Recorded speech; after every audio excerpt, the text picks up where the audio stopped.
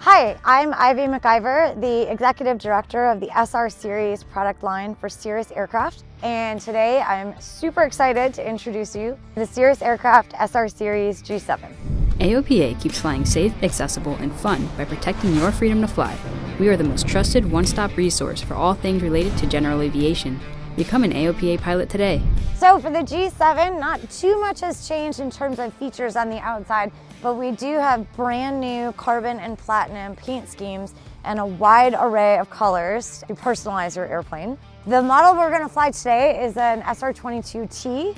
It is equipped with all the fun features, 4-blade prop, Cirrus IQ, and of course the brand new flight deck that we are introducing for the G7. So let's go flying.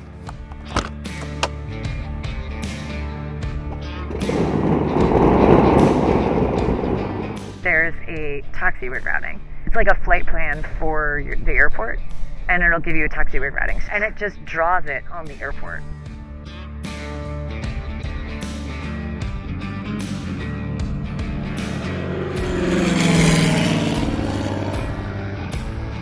When we hopped in the airplane and we configured everything to start up, we started it without a key. The outer knob works just like the key does with the mags. You just rotate the knobs to both and then push the button and the engine starts right up. Moving down to the bolster switch panel, we at Cirrus have always had a design philosophy is everything needs to earn its way onto the flight deck. We also periodically evaluate the flight deck to see what has earned its way off. We want to keep the flight deck and the controls as simple as possible, as approachable as possible. So we've done that with the bolster switch panel.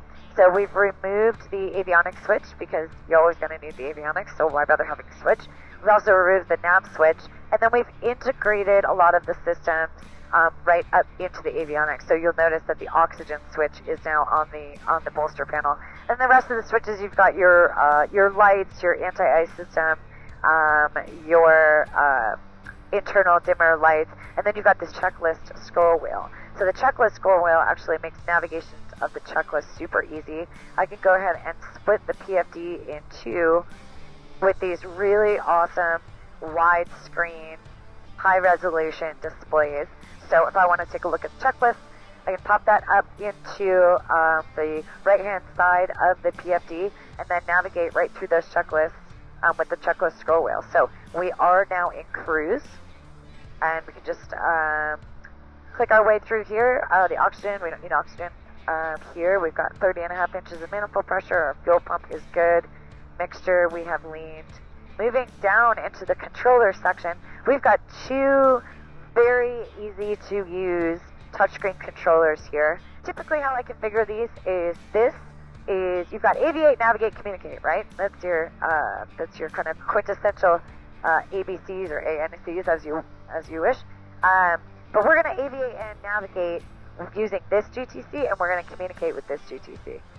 So here I've got very familiar, easy to recognize icons that I can just kind of fly around. Everything is very easily accessible with a really shallow menu structure, and I can get my cursor, and then I can kind of cursor around the map if I want to. So I can kind of come up here. This is Elizabethtown Municipal Airport.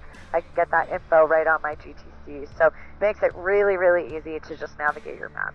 I can also load procedures. So runway, so they're probably using 3.5.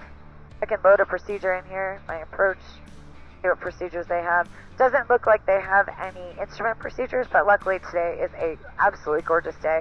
So I can come here and plug in my visual approach for runway 3.5. And actually, I can go ahead and load it now. So now I've got all my cues and I've got runway 3.5 loaded in there. Now, like I said about the screen real estate, we've got huge 14-inch screens up here on the MFD and the PFD, but I can split my MFD. So now if I want to actually kind of check up on the health of my airplane, I'll go ahead and split the screens, highlight this screen on the right, and then I can look at all of the synoptic pages. So there's my kind of status of my airplane right now. I've got about 88 hours on the airplane. Should have about 90 hours by the time we land. This is where I find the outside temperature, so it's ISO -4, very handy information to know. I can also see other things like make sure my baggage door is closed, make sure my cabin door is closed. I can see my oil temper here, know that my parking brake is off. So that kind of gives me a health status of the airplane. I've also got a system status page, so that's going to give me all of my engine information. I can see that we're automatically pulling from the right tank. And this is probably a great time to mention the fact that we are introducing automatic fuel selection with the G7.